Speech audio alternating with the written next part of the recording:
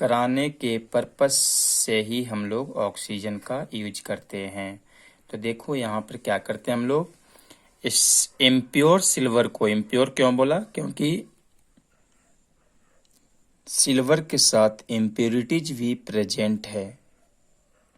तो हम लोग इम्प्योर सिल्वर को NaCN एक सूटेबल रिएजेंट के साथ ट्रीट करते हैं in presence of air and water. तो हम लोग पढ़ेंगे 12th क्लास इनऑर्गेनिक सेक्शन का एक लास्ट चैप्टर है और बहुत ही इम्पॉर्टेंट चैप्टर है, कोऑर्डिनेशन कंपाउंड। तो यहाँ क्या होता है, सिल्वर NaCN सूटेबल रिएजेंट के साथ रिएक्शन करता है in presence of air and water और वे क्या बनाता है, सॉल्यूबल कॉम्प्लेक्स कंपाउंड बनाता है NaAgCN होल ट्वाइस। अब इसका नेम क्या होता है, IUPAC नोमेनक्लेचर एटसेट्रा हम लोग उसी चैप्टर में पढ़ेंगे। अब क्या करते हैं, इस NaAgCN होल ट्वाइस इस कॉम्प्लेक्स कंपाउंड को एक सूटेबल रिड्यूसिंग एजेंट से रिड्यूस करवाते हैं। सूटेबल रिड्यूसिंग एजेंट जनरली हम लोग जिंक लेते हैं। तो जिंक क्या करता है, जिंक इस सिल्वर को रिड्यूस करता है। इस सिल्वर का ऑक्सीडेशन नंबर अगर आप देखोगे तो यहाँ पर +1 आता है, जो कि आप 11th क्लास में रिडॉक्स रिएक्शन में निकालना सीखे भी होंगे। अदरवाइज नहीं भी सीखे हैं नो प्रॉब्लम, हम लोग कोऑर्डिनेशन कंपाउंड में सीखेंगे। तो यहाँ पे Ag का ऑक्सीडेशन नंबर +1 है। तो जिंक क्या करेगा, इस सिल्वर को रिड्यूस करेगा। तो देखो यहाँ पर Ag में सेंड करेगा। यहाँ पे सिल्वर का ऑक्सीडेशन नंबर क्या है, 0। तो देखो +1 ऑक्सीडेशन नंबर से 0 ऑक्सीडेशन नंबर में कन्वर्ट हो रहा है सिल्वर, मीन्स रिडक्शन हो रहा है। तो जिंक यहाँ पर क्या है, एक रिड्यूसिंग एजेंट है। तो जिंक इस सिल्वर को रिड्यूस करता है और हमें क्या देता है, प्योर सिल्वर दे देता है। और जो भी इम्प्योरिटीज प्रेजेंट होता है वो सॉल्यूशन में ही प्रेजेंट रहता है, सॉल्यूशन में ही प्रेजेंट होता है। इस तरह से आप क्या करते हो, इम्प्योर सिल्वर से प्योर सिल्वर आप पा लेते हो, एक्सट्रैक्ट कर लेते हो। That is impurities easily separate हो जाता है। इसी तरह से हम लोग सेम वे में गोल्ड को भी कंसंट्रेट कर सकते हैं। इम्प्योर गोल्ड को एक सूटेबल रिएजेंट के साथ ट्रीट करते हैं in presence of air and water, तो एक सॉल्यूबल कॉम्प्लेक्स कंपाउंड बनाएगा। इस सॉल्यूबल कॉम्प्लेक्स कंपाउंड को हम लोग एक सूटेबल रिड्यूसिंग एजेंट से क्या करवाएंगे, इसको रिड्यूस करवाएंगे, तो हमें प्योर गोल्ड मिल जाता है। इस प्रोसेस का नाम होता है मैकआर्थर फॉरेस्ट साइनाइड प्रोसेस। अब नेक्स्ट प्रोसेस क्या होता है मेटलर्जी में, reduction of metal oxide to metal by a suitable reducing agent. तो हमें अब कंसंट्रेटेड ओर्स मिल गया है। तो अब कंसंट्रेटेड ओर्स को हम लोग क्या करवाते हैं, रिडक्शन करवाते हैं in presence of reducing agent. तो रिडक्शन करवाने के लिए आपको ध्यान रखना है कि आप सबसे पहले कंसंट्रेटेड ओर को किस में कन्वर्ट करोगे, मेटल ऑक्साइड में कन्वर्ट करोगे। अगर कोई और मेटल ऑक्साइड में ऑलरेडी प्रेजेंट है तो नो प्रॉब्लम, बट अगर कुछ ऑक्साइड्स, कुछ क्या, मोस्ट ऑफ द ओर्स या तो कार्बोनेट हैं या सल्फाइड ओर्स के रूप में प्रेजेंट होते हैं। तो हम लोग उन कार्बोनेट और सल्फाइड और हाइड्रोक्साइड ओर्स को सबसे पहले किस में कन्वर्ट करते हैं, मेटल ऑक्साइड में कन्वर्ट करते हैं। ऐसा क्यों करते हैं, मेटल ऑक्साइड का थर्मल स्टेबिलिटी कम होता है कंपेयर टू सल्फाइड और कार्बोनेट और हाइड्रोक्साइड और। तो हम लोग यहाँ पर सबसे पहले कंसंट्रेटेड ओर्स को मेटल ऑक्साइड में कन्वर्ट करेंगे। तो देखो, मेटल ऑक्साइड में कन्वर्ट करने के लिए बेसिकली दो प्रोसेस यूज करते हैं। फर्स्ट प्रोसेस है कैल्सिनेशन एंड सेकंड प्रोसेस है रोस्टिंग। कैल्सिनेशन किसके लिए यूज करते हैं? ये जनरली कार्बोनेट हाइड्रोक्साइड ओर्स को मेटल ऑक्साइड में कन्वर्ट करने के लिए यूज होता है। जैसा कि मैंने यहाँ पर लिखा, it is the process of heating the ore like carbonate and hydrated oxide. Hydrated oxide means hydroxide. Strongly below its melting point in the absence of air. यहाँ पर जो इम्पोर्टेंट पॉइंट है वो absence of air. एयर की presence होना compulsory नहीं है। ऐसा क्यों? क्योंकि यहाँ हम देखेंगे कि किसी भी एलिमेंट को ऑक्सीडाइज करने की नीड नहीं होती है, जबकि रोस्टिंग में क्या होगा, किसी सब्सटेंस को ऑक्सीडाइज करने की ज़रूरत पड़ेगी। Second point, below it's melting point.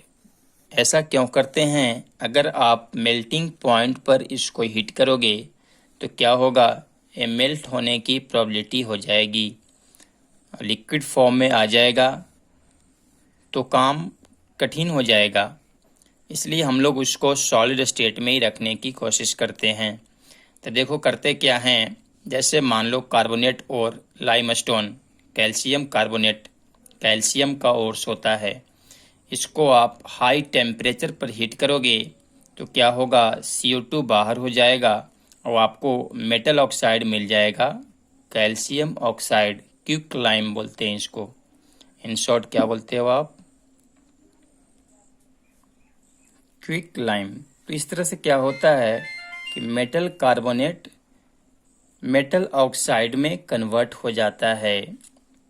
इस प्रोसेस को हम लोग कैल्सिनेशन बोलते हैं। एक यहाँ भी मैंने और लिया, CuCO3.CuOH होल ट्वाइस। कार्बोनेट और हाइड्रोक्साइड दोनों यहाँ पर प्रेजेंट है।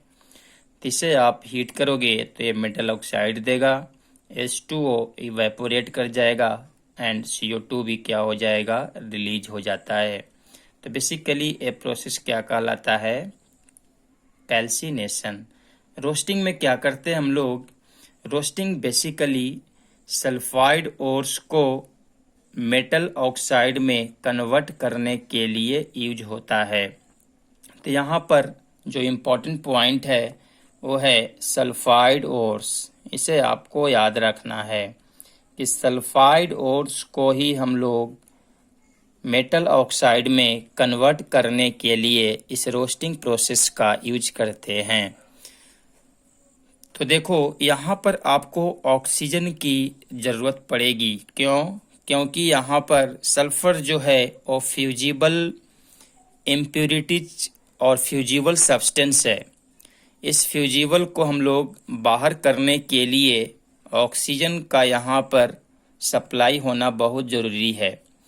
जैसा कि आप देख सकते हो, ZnS में सल्फर का जो ऑक्सीडेशन नंबर है वो -2 है और Zn का ऑक्सीडेशन नंबर +2 है।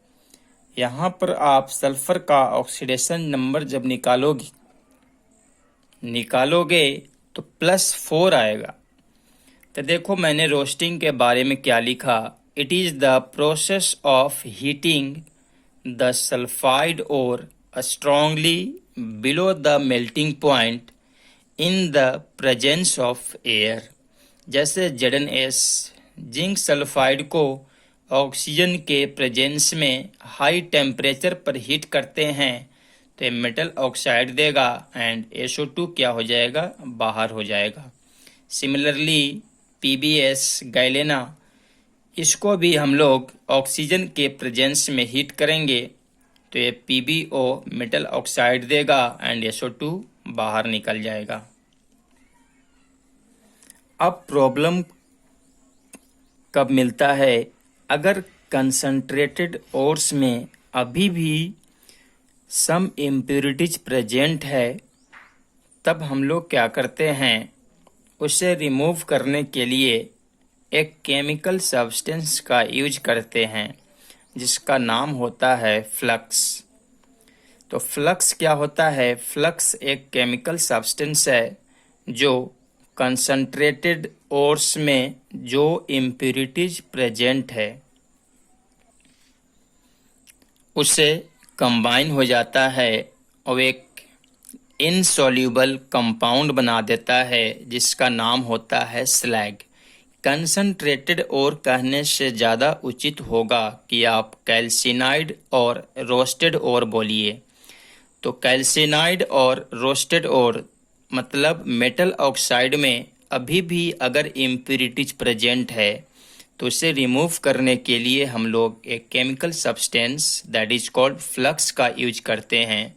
फ्लक्स का काम क्या है, वो गैंग पार्टिकल के साथ कंबाइन हो जाता है और एक इनसॉल्यूबल कंपाउंड बना देता है जो कहलाता है स्लैग। तो देखो मैंने लिखा if some earthy impurities that is called gangue are still present in calcined और roasted ore, then flux is added to remove that। Flux क्या होता है, flux is a chemical substance which combines with gang to form slag। Flux plus gang क्या बनाता है, slag. अगर problem इस तरह से आए व्हाट इज स्लैग, तो आप क्या लिखोगे, slag is a insoluble compound which are formed when flux is combined with gangue after the calcination और roasting of the ore. Means slag क्या होता है, स्लैग एक इनसॉल्यूबल कंपाउंड है जो कैल्सिनाइड और roasted ores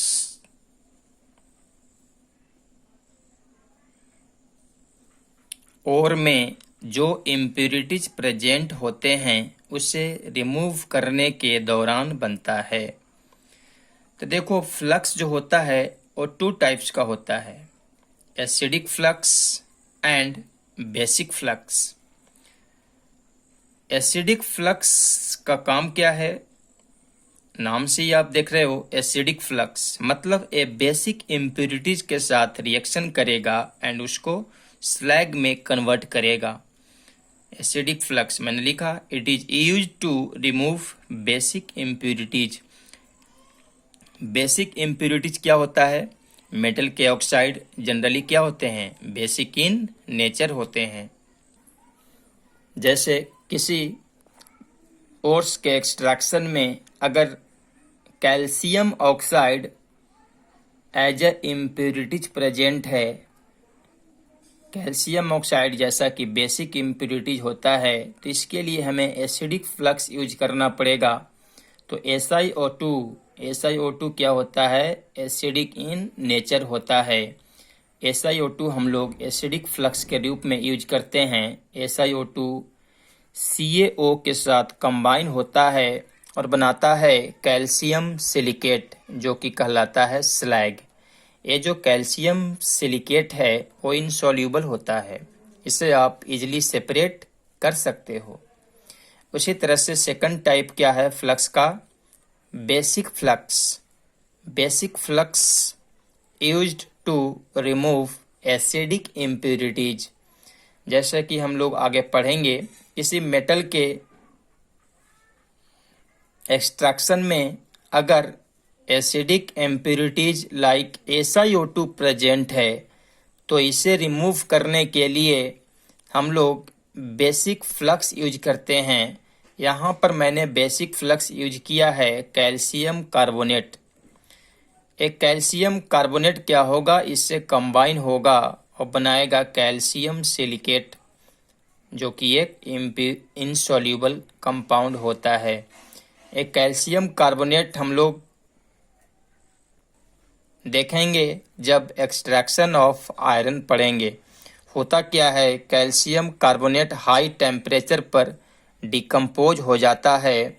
CaCO3 high temperature पर decompose होगा और बनाएगा कैल्शियम ऑक्साइड प्लस CO2। एक कैल्शियम ऑक्साइड क्या होता है, बेसिक इन नेचर होता है। यही basic calcium oxide acidic impurities SiO2 के साथ कंबाइन होता है और क्या बनाता है, CaSiO3। Acidic and basic flux के अलावा एक थर्ड टाइप का फ्लक्स होता है, neutral flux. Basically JEE and NEET purpose से मैंने यहाँ पर लिखा है। देखो, न्यूट्रल फ्लक्स जो होता है ये बेसिकली इम्प्यूरिटीज रिमूव करने के लिए यूज नहीं होता है। इसका काम है ओर्स का मेल्टिंग पॉइंट डिक्रीज करना। बहुत ही इम्पोर्टेंट पॉइंट है। न्यूट्रल फ्लक्स का काम क्या होता है, ओर्स का मेल्टिंग पॉइंट डिक्रीज करना। इसको हम लोग देखेंगे जब इलेक्ट्रोलाइटिक रिडक्शन ऑफ एल्युमिनियम पढ़ेंगे आगे। तो देखो, इसमें मैंने कुछ न्यूट्रल फ्लक्स का नाम लिखा है। क्रायोलाइट। क्रायोलाइट का chemical formula Na3LF6 KF, potassium fluoride या कैल्शियम फ्लोराइड। इसमें जो इम्पोर्टेंट है वो क्रायोलाइट है, बट आपको तीनों याद रखना है। अब हमें मेटल ऑक्साइड मिल गया है, तो हम लोग क्या करेंगे, इस मेटल ऑक्साइड को एक सूटेबल रिड्यूसिंग एजेंट से रिड्यूस कराकर मेटल एक्सट्रैक्ट कर लेंगे।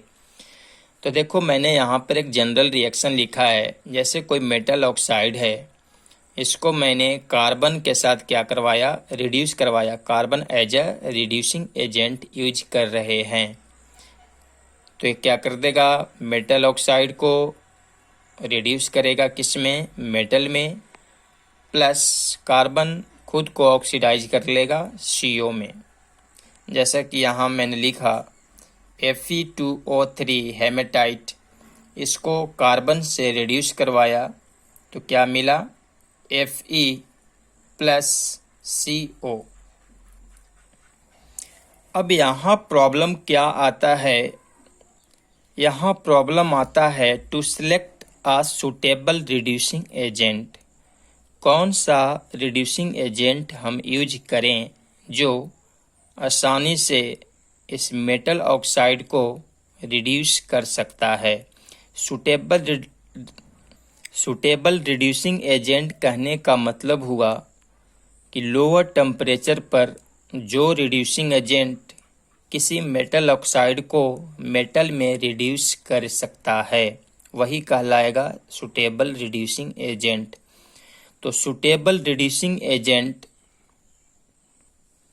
डिटेक्ट करने के लिए, पता करने के लिए एक हम लोग नया कॉन्सेप्ट पढ़ते हैं, एलिंगम डायग्राम। उसको हम लोग आगे पढ़ेंगे। नेक्स्ट पार्ट वही है इस चैप्टर का, जो कि हम लोग नेक्स्ट डे देखेंगे। तो अभी हमने कहाँ तक रोका है कि मेटल ऑक्साइड को एक सुटेबल रिड्यूसिंग एजेंट के प्रेजेंस में क्या करवाते हैं, रिड्यूस करते हैं मेटल में। तो सुटेबल रिड्यूसिंग एजेंट पता करने के लिए जो कॉन्सेप्ट है एलिंगम डायग्राम, उसको आगे देखेंगे हम लोग। तो मैं इस सेशन को यहाँ पर ही क्लोज करता हूँ। क्लोज करने से पहले दो बेसिक डिफिनीशन यहाँ पर मैं बताता हूँ। जैसा कि मैंने यहाँ पे लिखा है, मेटल ऑक्साइड को कार्बन से क्या किया, मैंने रिड्यूस कराया। तो जब carbon as a reducing agent use होता है तो उस प्रोसेस का नाम होता है स्मेल्टिंग। मैंने लिखा the process of reduction of metal oxide to metal with carbon as a reducing agent है is called smelting.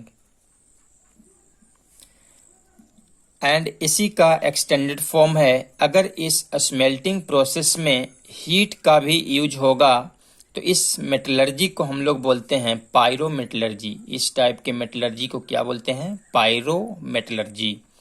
The process of reduction of metal oxide to metal by heating with suitable reducing agent is called pyrometallurgy। Means pyrometallurgy के अंदर ही हम लोग क्या पढ़ते हैं? Smelting. Means smelting is a part of और is a step of pyrometallurgy। So today we will close this session here itself। Next day हम लोग स्टार्ट करेंगे थर्मोडायनेमिक्स प्रिंसिपल्स ऑफ मेटलर्जी।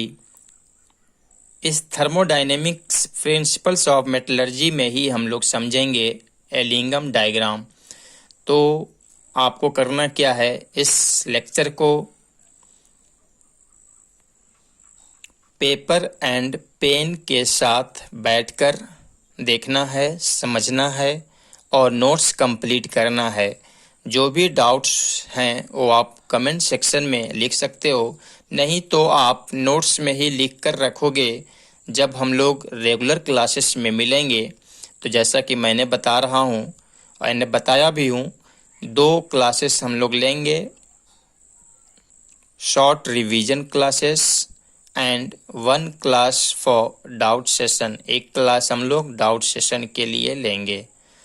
तो आपको जो भी डाउट्स होंगे उसको शॉर्ट लिस्ट करके रखना है एंड नेक्स्ट सेक्शन में हम लोग स्टार्ट करेंगे thermodynamics principles of metallurgy. Thank you.